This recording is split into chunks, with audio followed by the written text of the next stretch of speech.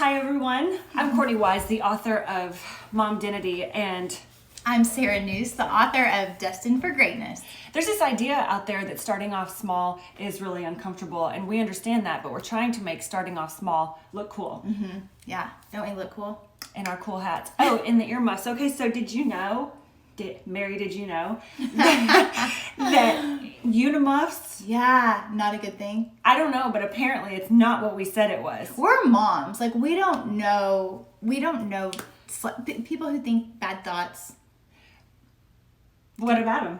What are we going to do with them?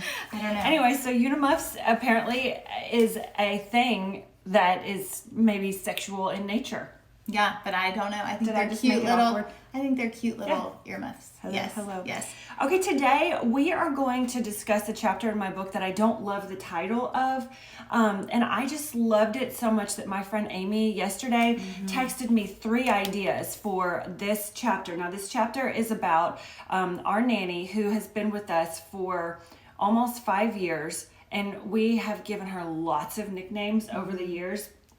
Saint Renee, Mary Poppins / Fräulein Maria / the Nanny-nator. Yeah, That's what we call I haven't her. heard that one. Nanny. Yeah, and then if you're Harper, you just call her Nan because Yeah. she kind of has the lisp and stuff. But we literally that's what we call her. Yeah, Like my yeah. kids are even like, "Hey, Mary Poppins, Fräulein / Fräulein Nanny-nator." I mean, they try to just come out with it. And the reason why we got a nanny is because she sort of fell into my lap, number one, but number two, my parents live in Florida and Kyle's parents live in Louisville, and they have lots of doctor appointments, so they're not readily accessible. They are accepting.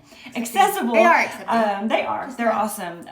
And I think that sometimes when you're asking for help, it's better that it's not family. At least on my end, I tend to be a little bit of a control freak, and that's something that I'm working through. Yeah. But having somebody that's outside the family, there's pros and there's cons, but we literally have created a space for her in our family. She is part of the family. She's like my sister from another mister. I love it. Yeah. But Also, she has great skin. Could you add that, skin fairy? A skin fairy. Saint Renee, Mary Poppins, Fräulein Maria, the Nanny-nator skin fairy. Yes. Yeah, and she does nothing to her skin. Yeah. I asked her, and she said, I wash my face. And I was like, I don't even know if she's so funny. She's like, I'm putting mascara in her stocking this year. And I love think it. That I don't even know if she'll use it. I can't wait to listen. Yeah. Here's what, this is in the middle of the chapter, so just kind of know that you're popping in, okay? As I roast on the steak, being sanctified, Saint Renee, probably already sanctified in some version of her younger life, acts like being around my family is a gift she gets to open each day. She is needed, and at 56 years old, with no children of her own, I bet that feels really good. The joy that I see on her face when Hayden's chubby feet hit the floor one after the other to meet her at the door is my first clue. When Harper tells Saint Renee in her sleepy voice how she wishes for a dress with ruffles on the back that looks like a peacock, Saint Renee shows up the next day with a hand-sewn version Harper has just dreamed about. The project Saint Renee gets elected to help me finish make her a necessity. She fills our needs. I know she will help me organize my drawers. I know also she will wrap wire around a pencil to emulate the perfect corkscrew for one of Hudson's many art projects. It's a thankless job being our nanny, but the reward is not in the gratitude from us as it is being an integral part of a moving object. We have created a community in which Saint Renee has a place to thrive. And in turn, I thrive, and hopefully in turn, you thrive. All because I let my guard down. I let someone in. I let someone change my life. I love that piece of it because it so perfectly shows who she is. Yeah. I mean, she is such a gift, really. To the world. And the reason you say that is because when she entered in, but in this season right now, she's allowed you to write, which will then in turn change people's lives. Well, and I kind of talk about in my book that for the first really long time that I didn't really let her do a whole lot. I was like, just small things, and I would run the kids, and I was always with the kids because as a mom, you're always thinking that you have to do it all, as a stay-at-home mom especially.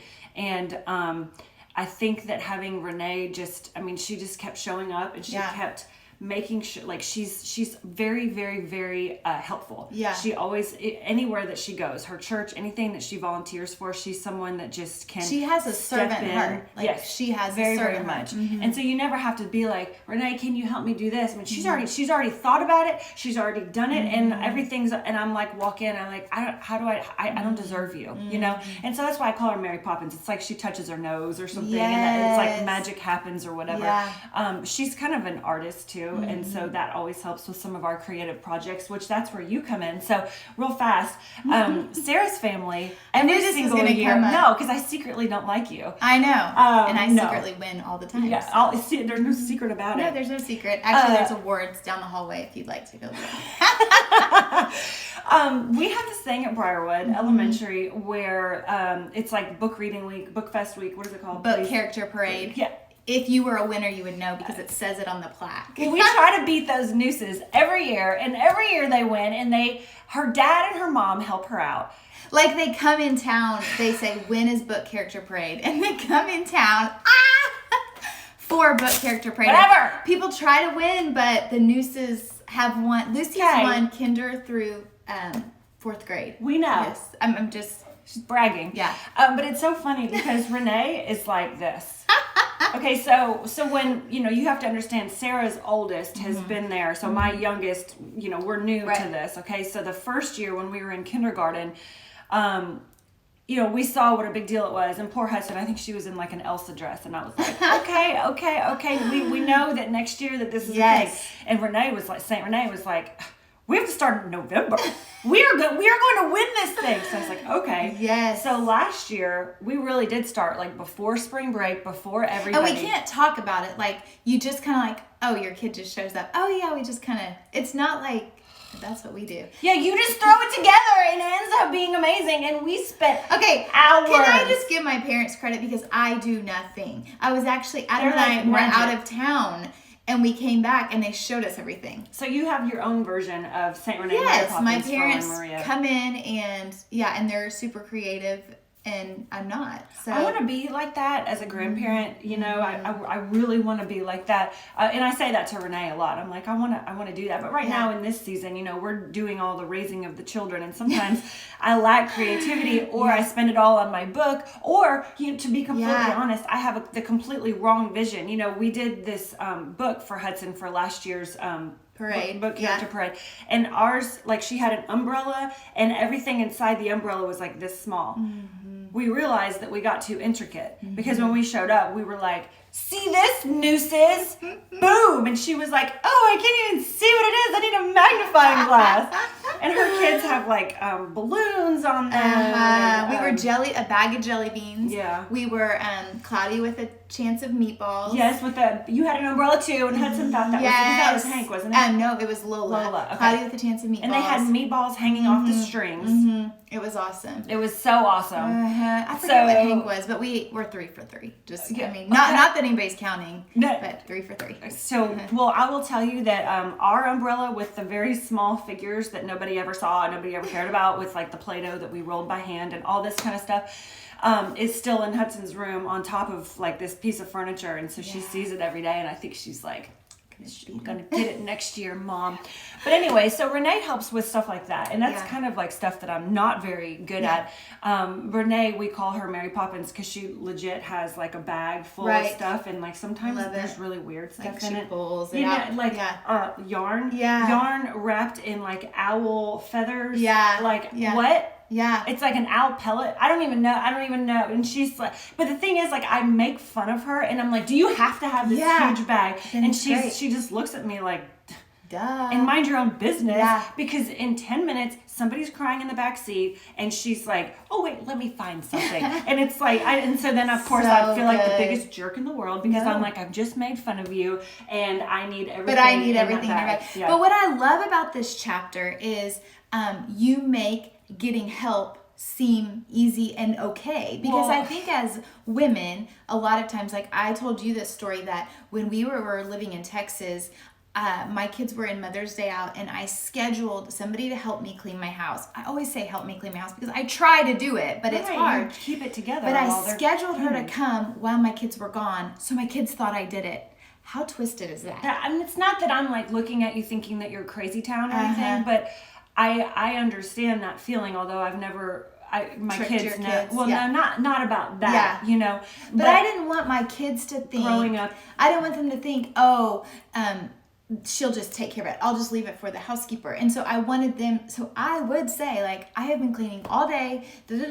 I would just lie to them, which is terrible. But now... Did you take that to the altar? Probably. Of course. No, but I think one of the big things that I've done now is I say, you know, she's here to help us. You must clean your room. So her work is light. Like, she's dusting. Yeah. I don't make you dust, but I make you put your clothes away and I make you clean up. And that it's okay to have help. Like, we are busy. We're on the go. We're doing a lot of stuff. We're going to do our best and we're going to have somebody come in and fill the holes where we can't. And moms, that is okay to have help. We don't have to do it all ourselves. And it looks different for everybody. I think living in the modern world, like Sarah and I were talking about how we were raised, which was pretty similar as far as like our moms doing a lot of everything, most everything. Yeah. And I think that watching your mom, you know, I'm 37, Sarah's 40. So like anybody in that age bracket, I would say their moms did a lot of everything, running the carpool and making dinner and cleaning the house. And growing up watching that, you start to tell yourself, okay, this is what I have to do as a mom. And then like here you are, a stay-at-home mom, and you feel spoiled because you have a house cleaner or spoiled because you've hired somebody to help you with the kids. But really and truly, life is completely different than it was back in the modern world. And in the book, I kind of outline that more eloquently than I'm doing now.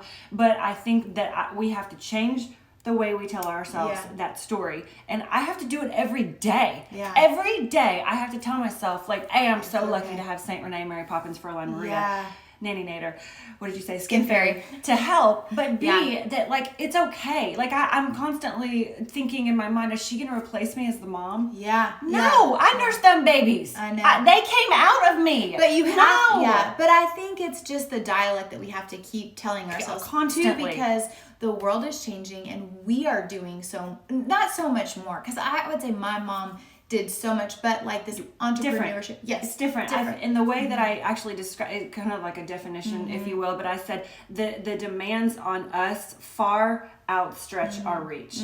So I don't necessarily think that we are doing more, but I just think that like more is demanded on us as far as like I said yesterday, like we're riding down the road and all of a sudden like we get a phone call because we're accessible constantly and Sarah's like, hey, do you want to come over for dinner? And I'm like, absolutely. Well, there's dinner burning in my crock pot that I have completely forgotten about. Yes. Stuff like that. You come home, there's a big mess, and then all of a sudden your kids are eating 17 pieces of pizza. Blah blah blah. So that wouldn't have happened, at least in my house, back in the day, in the 80s, growing up, because like you weren't so accessible. So I said that the demands on moms far outweigh our reach, outstretch our reach. Something else that is interesting is I was a babysitter growing up, and to me it was a gift to help somebody. And I remember moms, and I remember being like, wow, her house is really messy. I will never be that mom. No. And I was getting pizza out of the freezer. I remember these people, and I was like, gross. This is gross. Now I'm like, we have pizza in the freezer too. Yeah, we came over and made pizza out of your freezer. But I think so that's something that I remember it being a gift to me. But then also, something really funny. My sister in college, my younger sister Megan, she needed money. We one night went around and she put flyers in that she would clean people's houses as a college student because she needed money and she was busy. She was on the basketball team. She had to have her own schedule. And what a gift to her to be able to like do that, I'm glad that you turned the conversation around because, like always, you bring up a really good point. Is that was such a gift to her? It's such a gift to you, and I know, and I don't want to like sit here and be like, I know that I'm a gift to Saint Renee, but to give somebody that doesn't have their own children, and her family lives in Texas, so they're really far away. She only gets to see them a couple times a year. We're her family now. And so I feel like we've created this space for her, and like she does thrive. She thrives in our house because she's needed. But I do feel like that's a gift. Oh, absolutely. Saint Renee, I'm a gift. Yes. Okay, but let's talk about your friend Amy had some really great ideas about chapter titles, and we want your help to help us. Like, what should Courtney's chapter title be? So now that you know in context of what the chapter is, Amy came up with Mom-Daptation instead of Mom-Daption, which like adaption. And then she came up with mom-laboration, like collaborating with some, you get it. And then mom-dification, which I really like that one because she kind of explained it as like modifying how you raise your kid, like modifying your lifestyle. And I thought from the norm. We're always all Mom-dification is my very favorite. Yeah. Well, if you are good with words and have an idea, but I do need a better chapter title because I'm not super excited about mom-daption. I don't think it quite. And Kyle had a good one. But that's for the other one, Mammalian. Oh, there is a chapter, because I have another chapter that Kyle actually helped me out with. He loves to talk about being a chameleon in life. Like as a salesperson, I think he has to adapt and overcome with a lot of different personalities. And so I think he was saying that like as a mom, you have to do that. And especially if you're going to ask for help, because you can't be a control freak and constantly on everyone's rear ends. So that's in my book too. Yeah. But that's a different chapter. Maybe we can talk about that next time. But I would love for feedback. Like I think it would be so awesome if I said, "Oh my gosh, our friends that watched us online helped me come up with chapter 3, a better name for it." Yeah. So thanks, Amy. I'm excited. Yep. Okay. Well, I'm excited for this chapter. I love the excerpt that you shared. Thanks. And Saint Renee, we love you. Yes, we love you. And your skin. Yeah. Okay. Have a great day, everybody. Okay. Bye. Oh my gosh. And there were not very many viewers.